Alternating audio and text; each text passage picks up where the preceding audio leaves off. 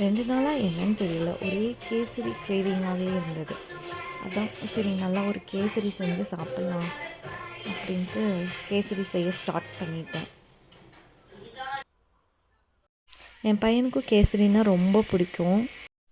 அவனுக்கு ஒரு சர்ப்ரைஸாக இருக்கட்டுமேன்ட்டு கேசரி செஞ்சேன். என்ன ஒரு ஆனந்தம் பாருங்கள் இந்த கரடி குட்டிக்கு.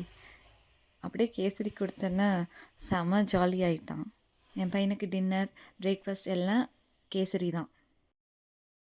அதுக்கு ஒரு 3 ஸ்பூன் ரீஃபைண்ட் ஆயிலும், அரை டம்ளர் நெய்யும் எடுத்து உருக்கி ஊற்றிக்கிட்டேன்.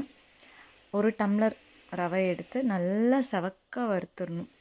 நல்லா செவக்க வறுத்துட்டு அதே டம்ளரில் ஒரு 4 டம்ளர் தண்ணி நல்லா கொதிக்க வச்சு சுட சுட எடுத்து ஊற்றிக்கிட்டேன்.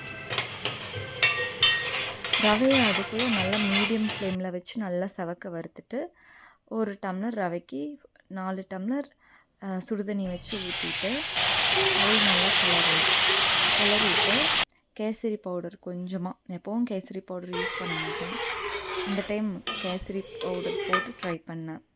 கலர் வேணும்ன்ட்டு லைட்டாக ஆரஞ்சு கலர் கொஞ்சமாக போட்டு நல்லா கிளறிட்டு 1 டம்ளர் ரவைக்கு 3/4 டம்ளர் சுகர் ஆட் பண்ணிக்கிட்டேன்.